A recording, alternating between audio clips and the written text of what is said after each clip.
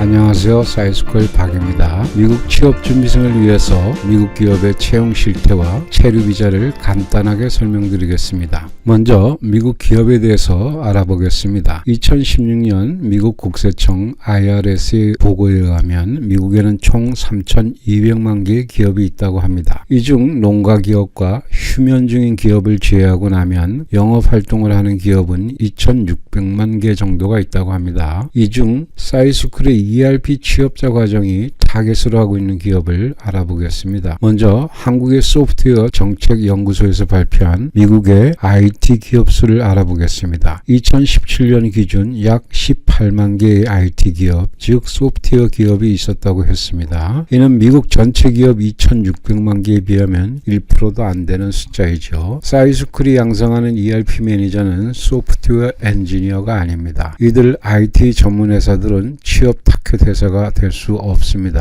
사이스쿨이 양성하는 ERP 매니저는 프로그램 코딩 교육을 받지만 프로그래밍 개발자는 아닙니다. 사이스쿨의 취업자 과정을 마친 ERP 매니저는 일반 회사의 사무 영역을 담당하는 사무직 직원입니다. 기업의 모든 부서에서 사무직 직원이 사용하는 소프트웨어 툴을 하나로 통합 관리하기 위한 코딩 기술을 배웠지만 프로그래밍을 주업으로 하는 엔지니어가 아니라는 점을 분명히 이해해야 합니다. 자, 여기 미국의 기업을 좀 더 구체적으로 분석하기 위해서 1,800만 개의 일반 기업을 종업원수로 분류하여 놓았습니다. 표 맨 아래에 보면 종업원 1명의 회사가 있습니다. 재미있는 것은 1명에서 5명 미만의 회사가 무려 85%나 된다는 것입니다. 그러니까 미국은 굉장히 스몰 비즈니스가 많은 나라입니다. 기업의 종업원 수가 너무 적고 규모가 적으면 영주권 스폰을 받아야 하는 이민자로서는 취직하기에 불안하기만 합니다. 때문에 사이스쿨은 최소 종업원 10명에서 100명 미만의 회사를 타겟으로 하고 있습니다. 취업 타겟 기업을 종업원 100명 미만으로 하는 이유는 종업원이 100인 이상인 기업은 대체로 자체적으로 ERP 시스템을 운영하는 회사이며 이런 회사에 취직할 경우 기존 전산 업무의 보조 역할을 하는 단순 개발자로 근무하기 때문입니다. 본인이 희망할 경우 물론 종업원 100명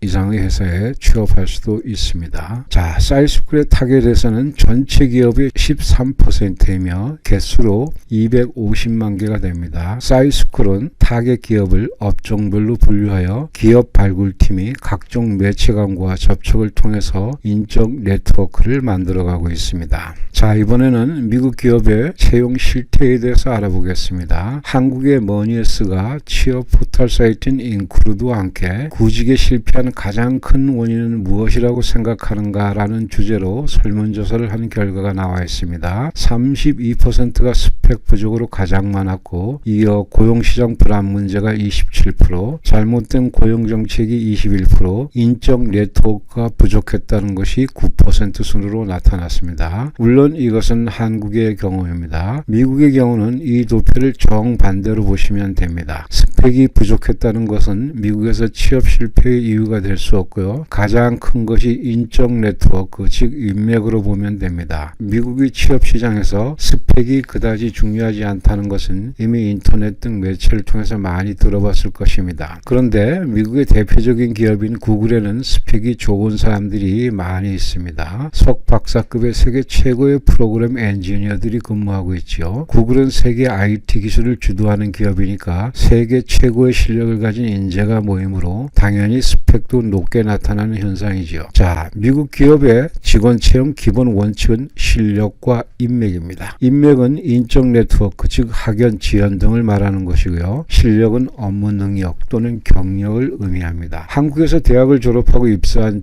신입 직원은 1년 정도 특별한 직무가 없어서 서류 복사 등의 잔업무를 한다는 이야기를 쉽게 들어볼 수 있습니다. 미국에서는 있을 수 없는 일입니다. 무경력, 무실력의 직원을 고용해서 가르친다는 직원에 대한 투자의 개념이 없습니다. 한국과 같은 정규직 개념이 없는 미국은 회사 업무에 도움이 되지 않으면 언제든 해고될 수 있습니다. 직원 채용도 미국에서는 일종의 거래입니다. 또한 미국은 한국과 같은 공채라는 것이 없습니다. 일부 대기업의 경우는 매년 졸업 시즌에 학교를 직접 찾아가서 채용 설명회 같은 것을 하기도 합니다. 그러나 대기업을 제외한 대부분의 기업은 필요할 때마다 직원을 상시 채용합니다. 물론 지역신문에 광고도 하고 자사의 웹사이트에 공지도 하지만 면접은 공개적으로 하지 않습니다. 대부분 인사팀이 인맥을 통해서 채용하는 것이 대부분입니다. 취업 시험이란 것도 없으므로 공정한 경쟁이란 것도 없습니다. 이 점은 해외 취업을 하는 취업 준비생들에게는 굉장히 불리합니다. 한국에서 학교 생활을 한 학생은 미국의 인적 네트워크가 전무하기 때문입니다. 자, 여기 해외 취업에 있어서 가장 어려움을 겪고 있는 인적 네트워크 문제를 해결한 좋은 성공 사례가 있어서 소개를 하나 하여 드립니다. 기사의 내용이 길어서 관련 내용을 아래에 링크하여 놓았습니다. 해외 취업의 근본적인 해결책을 잘 설명해 놓았으므로 관련 기사를 클릭하여 정독해 보시길 바랍니다. 10년간 자기가 가르친 학생 650명을 해외에 취업시킨 백석문화대 최상철 교수님의 이야기입니다. 기사의 내용을 일부 소개해 보겠습니다. 최상철 교수는 나는 교수가 아니라 업자입니다 라고 말한다. 자신이 직접 발로 뛰고 영업을 해야 제자들의 일자리가 생긴다고 믿기 때문이다. 이렇게 10년간 최교수의 손을 거쳐 나간 발사이즈 토익 청년은 약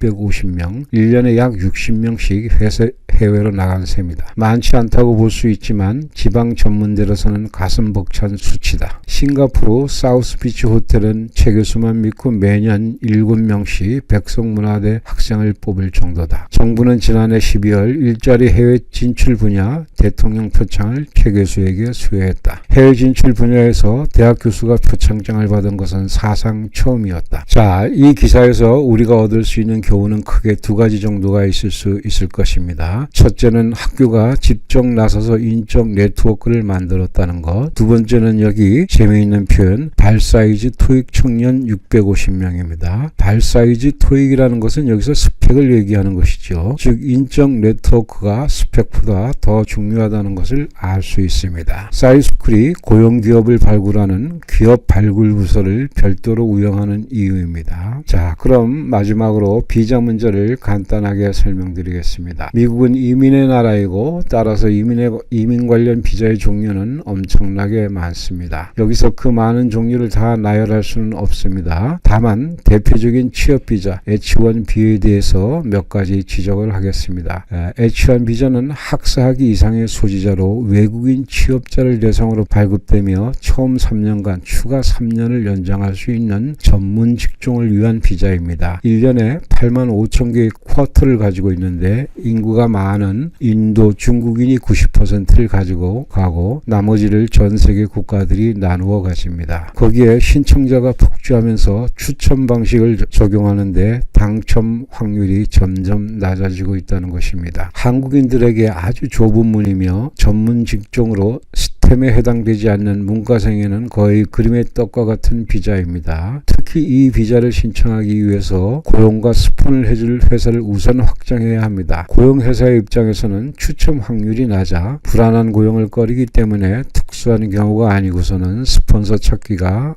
매우 어려운 비자입니다. 한국에서 미국 취업을 준비하는 많은 젊은이들이 H1 비자를 알고 나서는 대부분 미국 취업을 포기하는 경우가 많습니다. 미국에서 합법적으로 체류 비자를 획득하는 데는 다른 많은 방법들이 있습니다. 이 중 H1 비자는 최악의 비자 프로그램이라고 생각하시면 됩니다. 사이스쿨이 2016년 캘리포니아에서 뉴욕에 왔을 때 어느 식당에서 뉴욕 현지인에게 들은 얘기입니다. 이 식당이 말입니다. 직원들에게 취업 스폰을 해줘서 영주권을 받은 사람이 무려 1000명이 넘어서 곧 기네스북에 등재된답니다. 그런데 이 식당이 최근 종업원 추가 근무 수당 문제로 직원들이 고소를 해서 많이 어렵다고 합니다. 캘리포니아 자바 시장의 어느 봉제 회사 사장님의 넋두리입니다. 나는 작년에 서류 미비로 E2 비자 연장이 안 되어 불법 체류자가 되었는데 올해 내가 서준 스폰서로 미승사 4명이 영주권을 받았단 말이야. 차라리 다 때려치고 취직이나 할까봐.